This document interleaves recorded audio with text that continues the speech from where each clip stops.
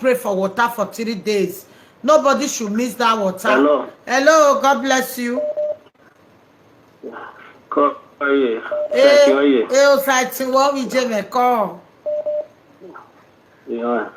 Mommy, now that man with this thing, with the already cut a voice they share. I know fit us then they cut my voice they share. I know go fit up for line. Why I called? They say that woman will come out where they thought say the whole men turn to old thing. Nobody turn to old thing. Why people turn to old thing? Say we all know what in the Europe. Any person don't stay for Europe know what in there. Instead for you to carry yourself, go give police or this and that, you will turn to Odin. You will turn to Odin. Now that one make we be your turn to Odin. And the women, you will go outside now, they'll say, that your husband, they laugh well, they play well, but you go, they'll say this one. They will ask themselves question, why? Why if you say the home men enter inside the to Odin? Now that they'll ask themselves question. Now their character, nothing again. And I make another talk to them for his house. 3. When Mutia call if you're not line. Not so finished now. Tomorrow they don't hear my voice again. Oh, that's what they do my own.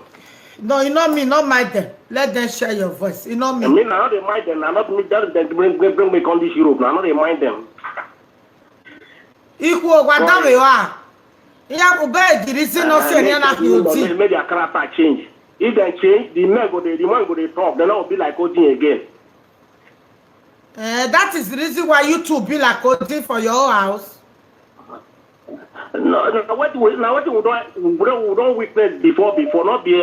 I do okay. Now, no, me and my woman will do okay. Nothing will not get any problem. We do okay. But what you person don't experience. As far as you don't say, Mama, you did this, you don't say well with. 3, 4. Okay, thank you. Now, woman, what the reason? She go ask herself, well, what made this my husband turn to Odin? Make all of them, make them change. Okay. So that make their husband not turn to Odin. Okay, thank you very much. Don't mind, okay. Equal, okay, what we need, me maybe but me. What surprise me? Yeah, what's up? Me one more.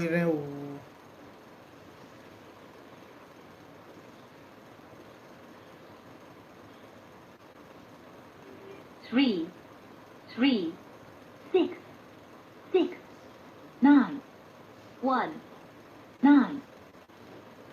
Here I'm hello. Hello, he said, we know. Wow, so you get more lot on an area you go. One hold on. Of a fiamme. Hold on. Nerio, you go down. Hello from Spain. Hello, Mommy Jerry, I talk there. He said, who are talking? If no ladder is spoken to it, I ladder me away. Where's see? If you go, no, your wire one, the wire damn you away. You'll be at your wire, like that. May that relationship in there. He not go to his tent. They are similar. They are only got to carry parking there. So that they are one to one. When you are going one, you are like that. While walking when I say, who can I lay parking there? It's totally parking. What's here? So that you are one to one. You are like the two years, walk away one, you are like that. But what's here? What's here? What's here? Okay. On where going to be, if you know what to say, or schedule, also a schedule. Yes, because where I do for what the nation is out. Yes, whether you down what you phone your after ballot and we man need day, move every I got the bed. Then you might take away of people the way of money. That is, you every your factor and know with people for no point. Or something, no. Yes, for every million lawyer ended me. Okay, yes, it's day. All that, the way maybe you want it that. Look at the first day of an idea to attend it where you saw. Oh, get it. Oh, the things that you're getting him. What do you go? Just not say, not funny. Look, yeah, wow. No, yeah, different minutes where we put to awe. So ti wa ma ni ana fi odin o wa ma. Ọmọ nígbà wọ́n wà nínú ọ̀rọ̀ ayọ́ mi ẹ̀jẹ̀ mùtíà. Wúrà dé pé ẹ ti kó ipò náà wà máa wà rẹ̀ wò pé ipò náà wọ́n fọ́n rẹ̀ wò. Ìkò ní búrẹ̀ wò for many years ní ẹ̀ma ẹ̀ ní ọmọ gbàlejò. Ọ̀pọ̀ ní ẹ̀ma ẹ̀ ní ọmọ gbàlejò. Yes. Ètò rọ̀ ọ̀dà wa rè náà yè rẹ́gbọ̀ tó bàbà. Èyí fún ìnáwó fàyà bìdéjì ọmọ ẹ̀mí fún ẹ̀. Bẹ́ẹ̀gì. Understand it now. So, everybody can organize this stuff before I know you. On your team, ethical. But I already put out pointing or the way both the problem here, you know, that would need me standing around those on a 90 meters and 9 years. And I Nigeria to Banaro. Okay, now, hello, brother. I agree. You like a story where so the other women will learn from it. Uga, you know what? We get packing. We get adiowa. Uga, so boring we now. No man, ya na good avi. We be trying to so boring to 7. It about relax the packing. Ore na ya adiowa. Ya so why you are for? Ya you for even the by. Yeah, the family here and there. Oh, where more than water dinner. Because for 6 years of it. I mean, is on the red with it. Who's now or record the well payment? He record to apply my social. Angel, yes. Ijo. Yes, therefore, whatever you know you follow through to have opened those things. Who was the opinion? Who played one? Who was the ready to do again? No, I don't want to tell everyone. There may a tip on a trophy or a couple going on to lose yourself. What is that? However, Don't I won't be another set. No, you can walk here one way we're going. So I know you. So what is that? When I knock your knee, when nobody is holding your head, you know, no just can you. That's what I say. No, you can't show you up here of what one. Don't know your man be pressing up piano or don't know the man be up piano. Don't know a book piano. The young people were both. So me yo ya so pe. Na ya program wo je kwere. Wo ato. Ise ge ya ekwere. Nko weso no na be talk we. Yes ma. Egbo na me like. The topic garele yan na that go do we give no see get the reason ye car way. So that other people can learn from it. Even me no be totana. Hello. Mama yo ya talk pe. Ise wa to mi je me.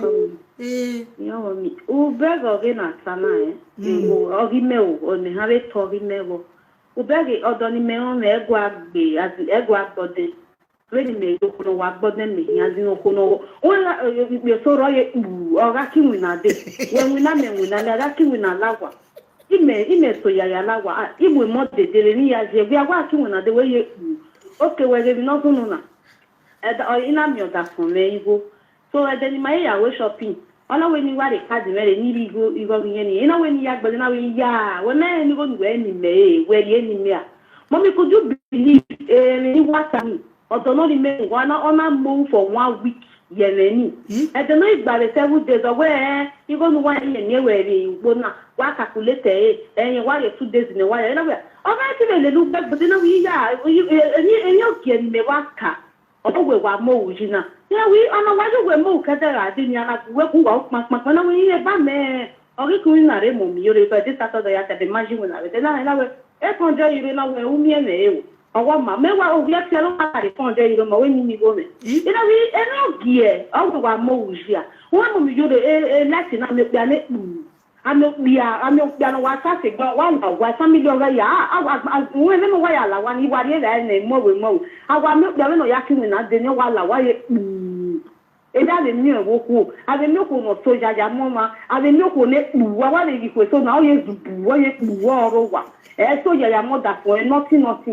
Mommy, you're a better, and who are even I'm your beer, no soya, no budget. It has a new no soya, no budget. So, a Latin, I thought you move the 50-50. No, you understand? I mean, let me, I mean, no soya. Well, no one, that's why watch it, when I watch and West, I don't know, you know, come on, really, oh, I am me.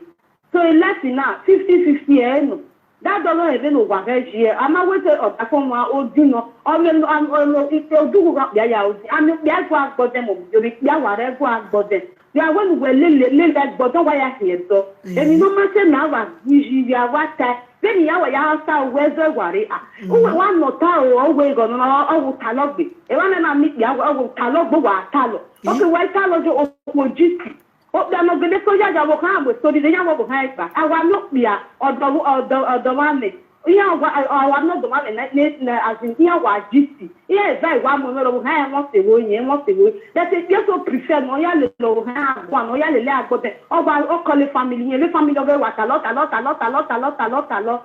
Yes, over when you are like, then you are like, if they are put on no prefer no yellow hand, but then what? Over the family of the first a lot, get, no, get, and then no hand here. What? I was what for young, damn, you're just over, or prefer no yellow but go ahead, but then we more but then what call the family of Mamma William, but it's that the real on it.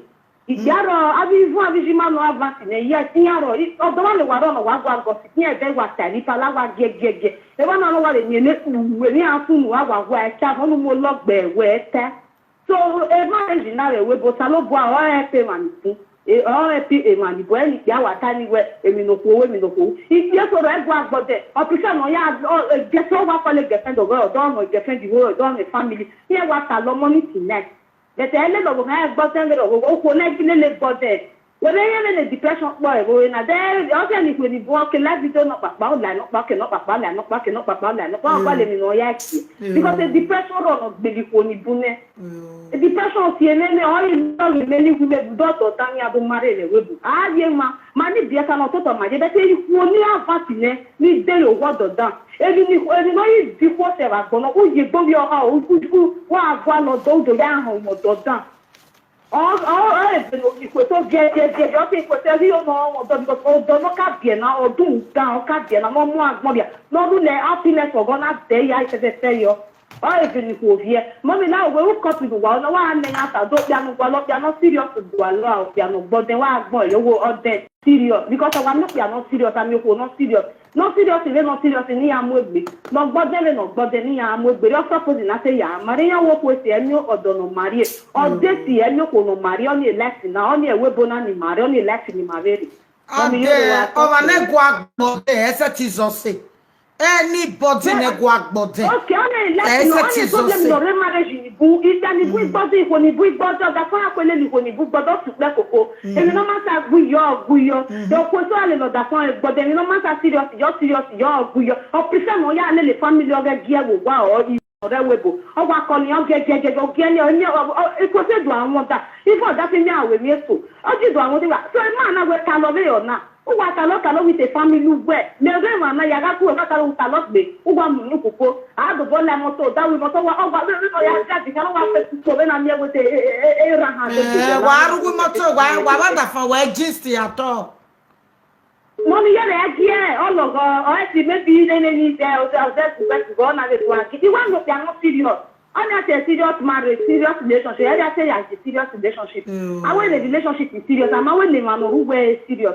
Then as is now, serious relationship in a Guinean who were is either the woman serious or the man is serious. Also, open body, no, they are not body, open up body, they are not body marriage. Every like marriage in here, but that's no way. Wow, honey. Oh, what on him? I will have when no, that's only one more when. But I am serious in a serious relationship or serious marriage. But my marriage no me no here. Only no mo boss no we most marriage no say marriage na o ko ibiopa o do pa se man ya. What where ni o ma no yi ya go we o we ya wa bie. Iwa do bie ni wa so do fi da ko ya. Ehu na no ko na we ni bie ni bio wo do ya ni ma wo ta ko we pa koko o wi ne. O se no dele na ti go father ti go mo den ya gbo. Wo ji ya se gbe wa mi lo ji ya se gbe o ma se no ta marriage. At all. No.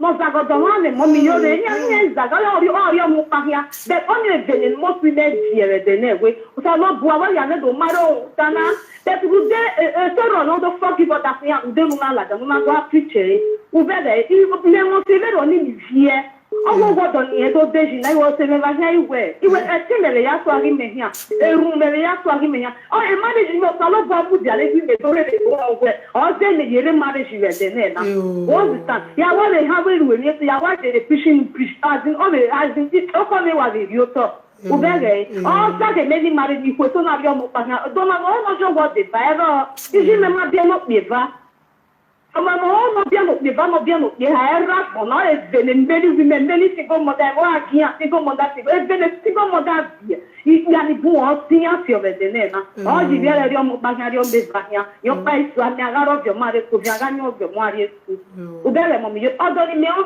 o wa de ni me ko e ko yi na o wa we ni ya no wa de na be o gie ni wo iku ni wo o ni ba ni o emi no ni ha se wa ya me ya pa because me na ki ko ma no gbode me we ma we nu de ni wo re me o oni ma me ma ni di wi na ya ti de ni me pe o ki ku ni me gwa lo we ni me igo me gwa na gift gwa lo iku ni me gwa lo we ni mo ni de gwa lo so mo mi yo le u copy na ne ya so pia no go ha mu pia no go bi nya di e marriage no what serious we ya advise a serious relationship ni advise so that ya ga ru we nya serious relationship only ni we ni ta mo mi wa so pe call site where I learn a lot of things. Oh, sister, Madam Debo, God bless you, ma, from America. God bless you so much. EJ, Wese Kakabo, Wese, you make my day. You know, a lot of men have to learn from this. Many people have a relationship in mass seriously. We're not when a relationship is seriously. We're not serious. We're not the man seriously. Even what put you can't set it serious. Where a me motor not to buy a fee motor without driver. Why when a marriage you will walk? Where marriage you will work?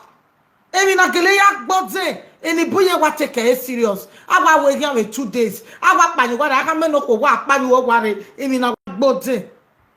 Ordinary marriage. A marriage in the area. All day marriage, all day. Even I have bought them, who would hear I will walk. Even I have bought them, who would love your bed, the palo, I love your G. 9. Oh, hello, God bless you. Hello. You're talk man. He said, learn, we are watching me with dog call. Okay. Let's play load the television. One low, won't call. Okay. Hello, ma. The reason why I call you, like all those women now, what they talk about Nigeria men, they are dead or they are this, they are that. Make them see, go pray for themselves and deliver themselves. Not be to the salt man or man with salty woman. Not be that one. They tell the fine, they tell the fine man, they tell the fine woman. If the man really complete or the woman really complete, well, they go, you go see man for outside, then you go see woman for outside. Not be when they complete. When you see his choice, you go like him. Or woman when they okay, if you see his choice, you go still like him. Not be to they call, I need the husband, I need the wife, I need this, I need that. That be started the salty men like me. For example, you get one woman when I know before.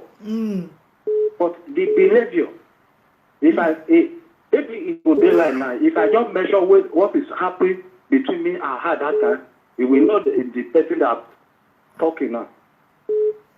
She will know. Like most of women or most of girls, they have spiritual husband. Let them go and deliver themselves first. Or the men and still have a spiritual wife. Let them go themselves and go and deliver themselves before they will start looking for man or looking for a woman. They need deliverance. Like all those one that be salty, mama, they need totally deliverance. Okay, thank you. Maybe I see they speak English. Maybe everybody they understand what they talk because I'm not a Benin person. Okay. I'm not a Benin person. Maybe they speak English. Maybe everybody they still they know what they talk. Okay. Thank you. God bless you. Okay. Okay. I see somebody comment, Sister Sandra. He said, my ex-husband can stay for 3 months without talking to me. You not good now. 3 months without talking to you. He died. Maybe he died. You don't know. If you stay with person for house 1 week, 2 weeks, 3 weeks, that person not talk to you, that person don't die. If you they eat, so his spirit don't go.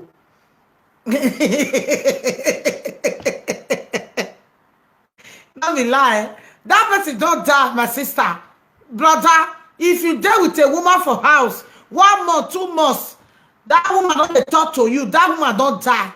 Physically, spiritually.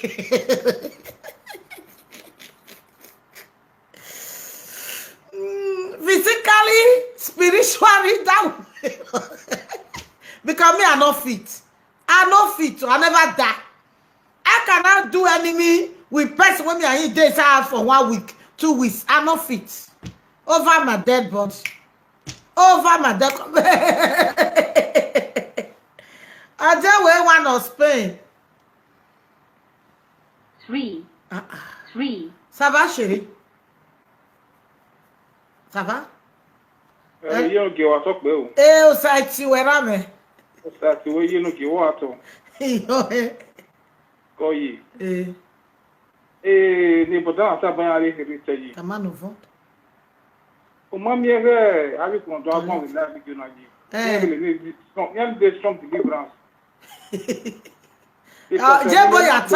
May you speak English? Can you speak English or can you speak vernacular? Let me use vernacular. Let me use your English. Okay. You see all those women will be saying they call the house of the refined man. So most of them they need deliverance. Because I remember vividly my past relationship. We go talk, say, okay, next tomorrow I come your place. If we will agree together, say I they come. But when I go reach the place, if you excuse her for her, you know the one that say, what do you make her excuse her for her? If I know play. I'm not there to stay. I want to play like maybe like 1 hour, all those things. Before we enter, maybe last class we enter inside bed. I'll say, only what to make you the verse. I feel with the verse. What to make you the verse? If you stand up for bed, begin the shout, say, me not talking like that. Me not talking like that. See, if they play, I want to build that. Me they talk about this thing for a year. I would imagine say, but now you talk of phone, say they call your house, but you know the verse you talking for. Why be say I don't reach your house? They call the phone me the verse like this. You will tell me, for me to come up my house, I come meet you for house now. You understand? So that's the reason why I say, okay, let's contribute on this matter. I will take that. So all those people, they go to the deliverance. Before they defend man, they call live, they call, they say they defend man. So I have the matter where they get you what or and they don't hear loud. Call you. Call, where's the? I too una see here wait till our brother still talk so. Hello. Here, me. Hello, mommy, I'm starting well. On starting well, me je come. Starting well, mommy. Come. Come. Mommy, we need the Ghana. Okay, need to be Ghana. How old are you? 31. You don't feel born before? Yes. How many children? 2. 2 children. 31 years. But not 31, the Africa. Okay, 3 children. The Ghana man never born before. Huh? But you say ask whether you need person. Ghana man, you need person like her. 31 years, she live in France with 3 children. Well, Moviedo. What? Moviedo, so cabio me and a advanced person. We Ghana ye nyok. Do I have any way to Jenna with 3 children? Look, no boy 50, 48, 47. Yeah. No. Oh, we are be there. Where have you been there?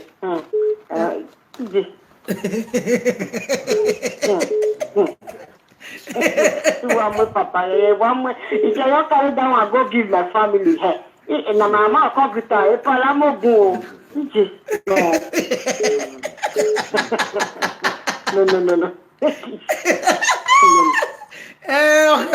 Yeah, the age, the Dunugwa, 35, 33. From not bien, not bien. With 3 children. Nick went about where you told them and I need them in France. Okay. But talk of you. Man, don't know for our money. Jeboyata, Manugwalo, Yebota. I know me say ma na black man, but you're black like Senegal. He say you go just black like Senegal. Describe Kegbe cassava Kenya. Describe No, not be cassava. Not be that one. I don't like Fema. Not be say they're not good, but the color no. Una years the Wuj. 31. Okay. Mama so bad. No years mama weje. 4 years, 5 years of ban. Erabo. I don't know. 3 children. Oma. Hope they are not black. Hope they are not black. Hope they are not cool, not black. No, I don't know. Because me can't hear you on a shop. Okay, ni hope they are not what soak me ya. I know I can be no man, but I know what shot you know in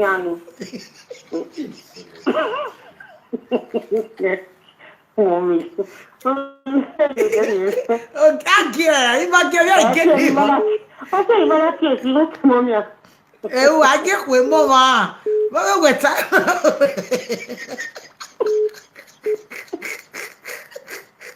Cows, I see well.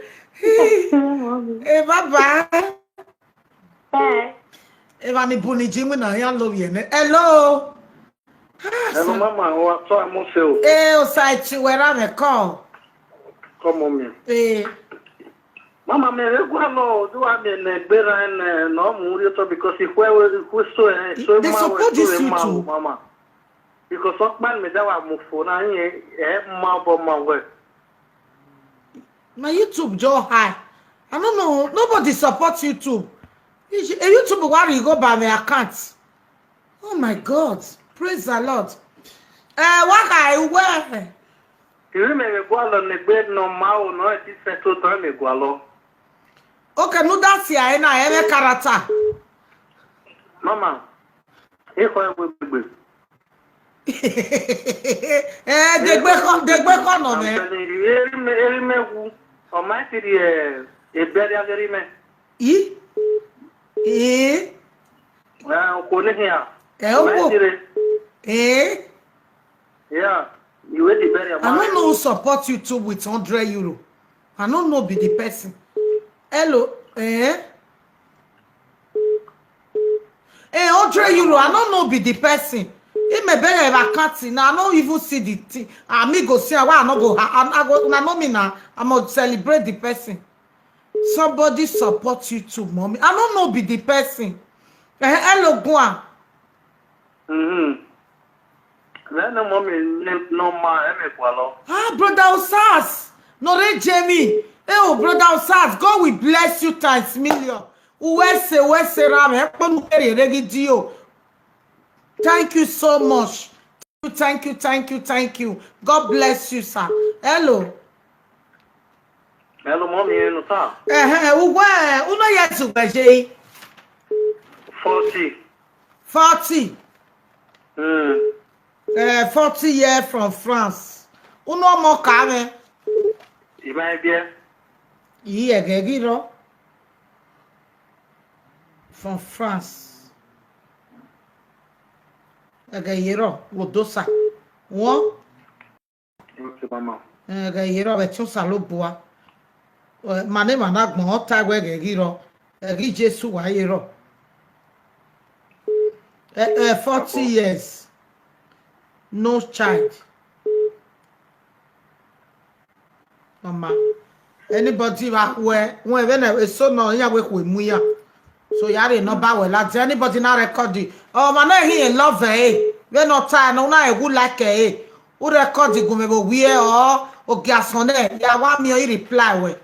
Go. Okay, Mama. Hello, God bless you. Hello. Hi. Can you give my son a woman? Hello. His name is Victor. Hello, mommy. Oda for where right now. Call J. Oh, yes, you Call J. O side to where J. oh, yeah, mommy. What's the baby? I'm going to go. You said. The Lord will lift you up more in Jesus' name. Amen. The live video is number 1 in the whole world for Ghana. What's the J? So, what's the mommy? What's it? Oh, you may not hear that. Me la wo ko mo ko de o anyone we go no here. Umune always Don't want nothing about EJ. Are we again from Edo State? Okay, we're not be about no we gwa webo. Victor, we go EJ no man no Guinea. Okwa webo ma easy ne. Are de doro to de no die we. Ina we dog alele a we yan alele so ni na we no do tama we mu tie me.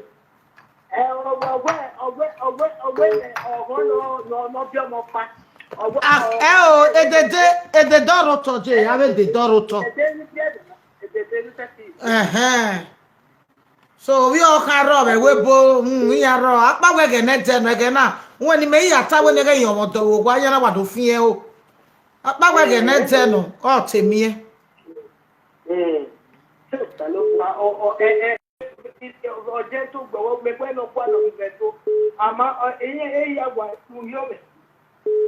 when I worry o salobo ayeri o kwesi ne won when I worry di na we mi oma ya so no bag di na mi oma ya ye be mi egie baba yo come on me where's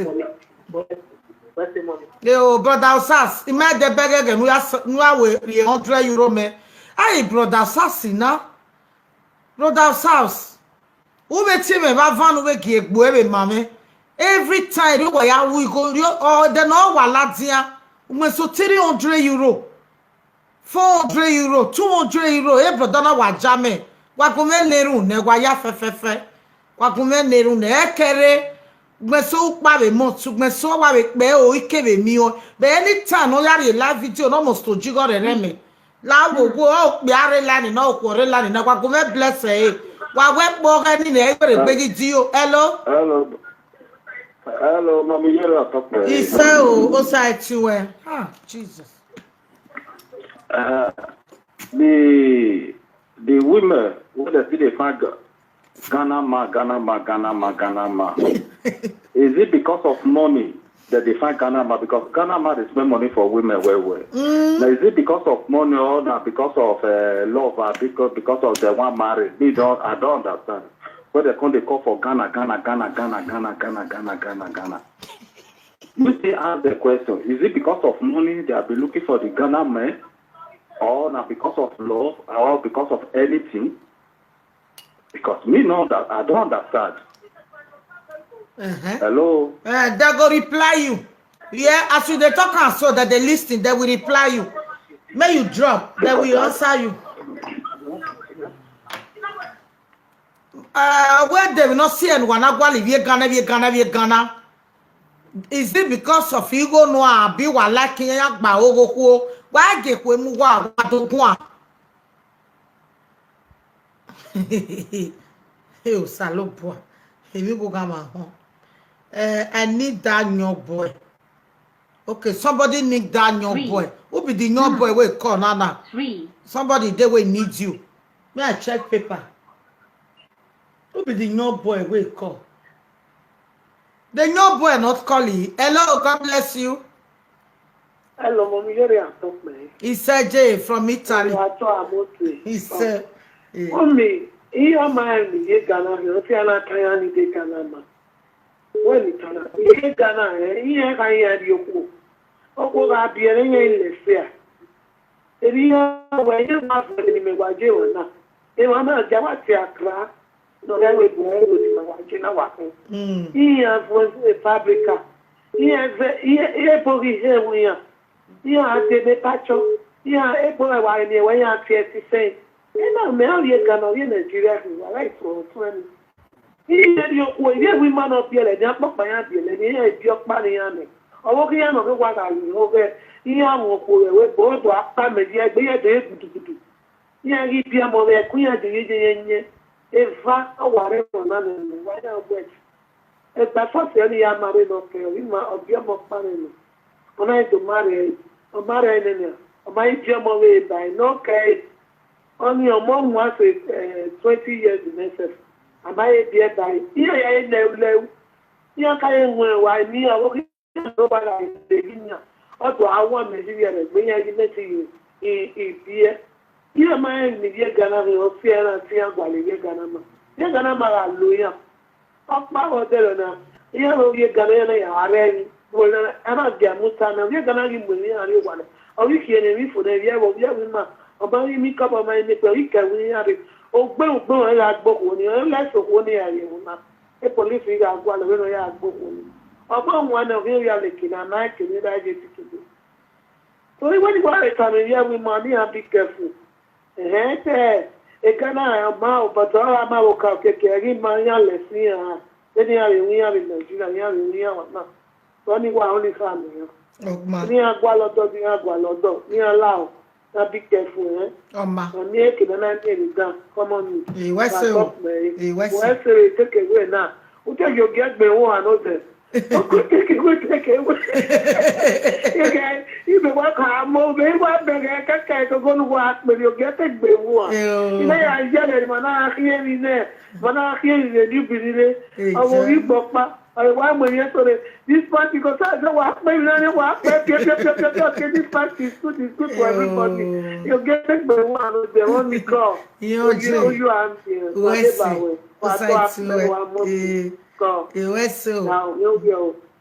So, after why your testimony real? Okay? Why your testimony? My baby, I make cock man and I will give away. A giveaway in my way, it's a blessing to us.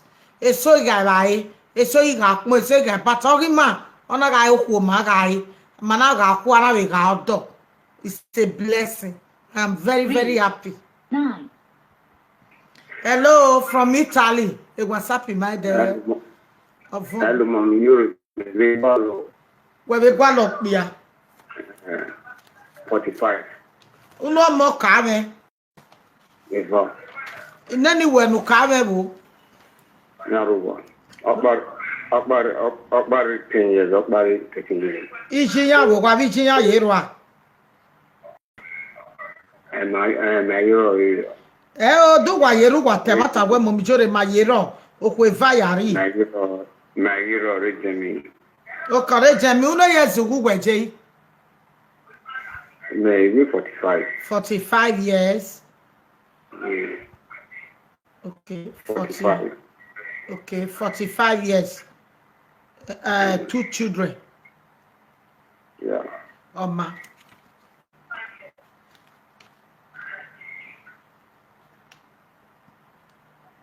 Okay, what's it? Come on. Why who need 45 years? Mama, who record the gourmet? You have a area or Italy. You are a Jamia hero. Okay, only be married in every chemi. Who record the gourmet? Where? Or send in me not be young. Okay? Maybe ya Mary. Hello. Hello, Mommy. Okay. He said, "Low Sadiwe. Give away. Low Sadiwe. I need a wife." Mommy, love. Coffee, bussy there.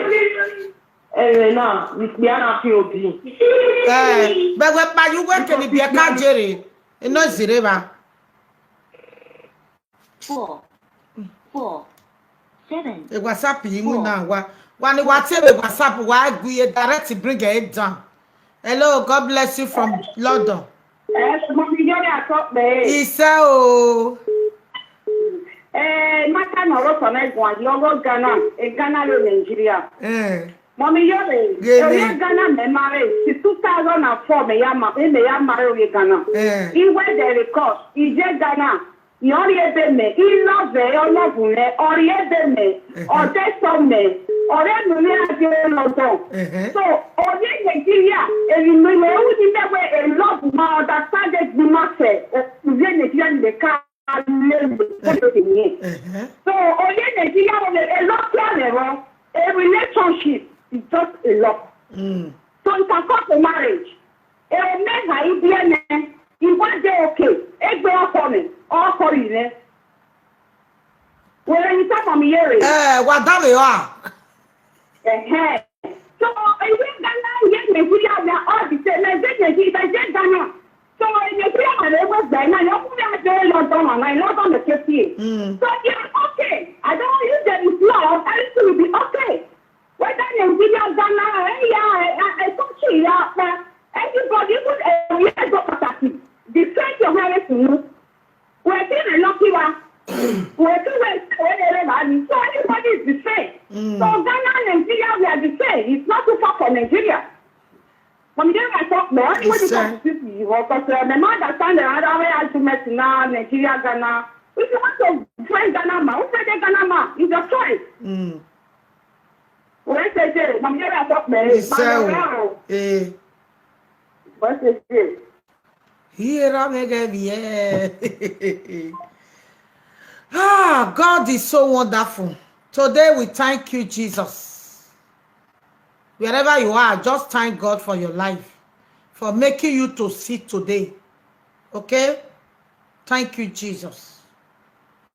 What God cannot do does not exist. Hello, God bless you. Hello, It's what can call it? UK. Because you know that. Now I do go over you. I make more. You talk. Okwokin abiopia. My work ask you. Okwokin abiopia. Okwokin. Uno yezuki mama. 44. From UK. Yeah.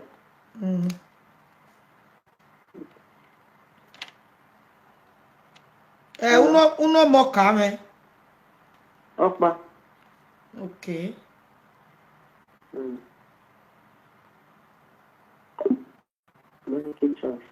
Oh, 44 years. Yes, 44. 44 years. One child. Oh my God. No, mom, that's the matter is to one okay. Okay, na the mama way. Okay, way. God, side to it. We could just say it to her. If you man no job in yawo. God. She's available. She live in London with one child, 44 years. She's ready to marry. She don't want to go inside and come out. Okay. God bless you all. We are here to make ourselves happy. May we program me not tight. May we program me agboya day free. They are less. You know what I mean? Alert. They are less. Free yourself.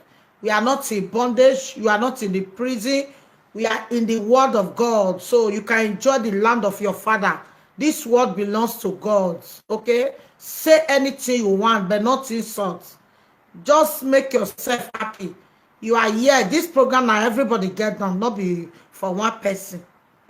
What we have there 8 o'clock. Okay? Anybody know? He said from Italy. Mommy, that man when say now 45 from Italy. I need them. Wait, if I will just give you the number now, so I say now WhatsApp you take call me. The man, how old are you? I don't write you just. I just write you just now. How old you there? Now 2 people tell me say that they 45. 7, 5. I've been not that what you now you can 2 children. You sure we not that quick now no. Not that you know. Hello from France. Mommy, you don't talk about it. He said, oh, I saw you know, dear. you say, you are moon. You know, oh, Timana no cover, I'm ready to see why now, me funny, tell me the year. No, we need to be a Ghana. Oh, no, you're touching 1 year, no, you're in France. No, me for Nigeria. Eh, no, we be Ghana, you go along, Abi. Oh, I'm away Ghana, only away Ghana. Abo. Oh, me for what I can wait, DJ. Oh, you're by Nigeria, wow, Eva, I'm something like that. Eh, then he get be. 31 years. Eh, then he check it be. Okay, ma. Okay, me on it. Okay. Oh, 3 children, France or J. And you need to be a Ghana. Okay, how can I be a Guala? But I want Nigeria be a Guala, but when they know what's on money. And now when you know be a Ghana dog, Hallelujah, that's in 2 children in France, 1 in Nigeria. Okay, mais tu vois ça là-bas, ouais, non, à que ça soit normal d'aller aussi. We got no na. Sister me like brother na. Do rela ni go like me Jesse go me. Wo. Brother we give me gbe no bu where you talk. Don't not like it when you record give me. Okay, my wife. Ide. Eh fia o. Cause e call ya abu ya na wa fia yi setting yo.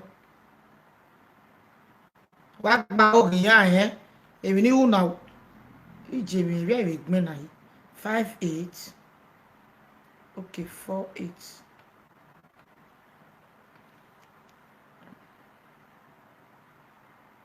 49 okay una yes weje My rate 38 38 years 38 years and how many children? Me voir 2 children. Why gba orin ya e? O Nigeria ni e mama. You go to again every month. Kaka boy mu ni many thing na. Me yo mo go mo ko. Okay, ma. Ignore your turn. So anybody know here need who record the go me wo? Ni make na dey no bag enu o ma baba. Hello, be ya na gwa ya like so mo here send the word no. Hello, God bless you. Mama wato baba de bawo. Ke wugwe. Mama betere gwalu ku. Di wona no wona. E fa be camera wona. Uno yes uje. 44 years. Uno mo ka nge. Eu meva. Uno meva. Okay. Ore oko ka wo ko me gwalo okay logo. De gbo ko no hi. O nu gun ene ya. Igwalo ku no obiwe nemetu. Hello, God bless you from Spain. Oh, salobo. Hello, good evening, my brother. God bless you. I need one from America. Oh, no problem. You go record, come give me tomorrow morning, okay? America woman. Thank you, mommy. Okay, yeah, remember blessed. America for 30 years old. I'm 45. Okay, remember blessed. God bless you. Thank you very much. Okay, ciao. You see, some people say prayer line don't turn to. You see, so that they do a shower here. This France where we dey, church you know they not they do a shower. The country where you dey, achawo not dey road, church you know they. So what are you saying? This is online, okay? Cause why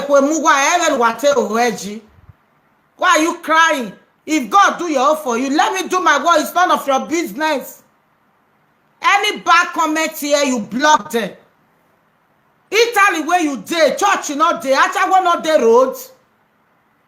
London where you dey, achawo not dey club. Spain, achawo not dey for Spain. Church you not dey Spain. Tell me where church you dey, where achawo not dey exist. Nigeria where big pastor day, better big church. That's how we not day. Agwa ne mo avie wo da wo. Even in my house na isoti roa. Ogogo mayaji. So woman like ukba, you are not invited. You go. 9